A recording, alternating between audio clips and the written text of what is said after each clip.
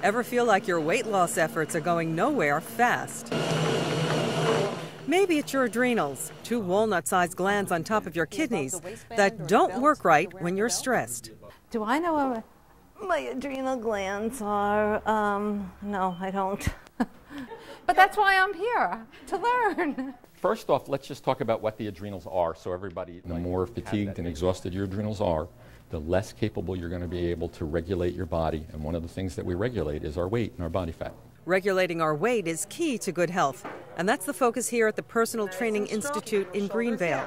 These lectures are free and full of great information, so you can learn how to become your own personal coach and healer. Each week, we'll bring in a different speaker that will address a different aspect of weight loss. Really get deep into these things and inspire people to take control of their health. And it's not just about health, but helping others as well.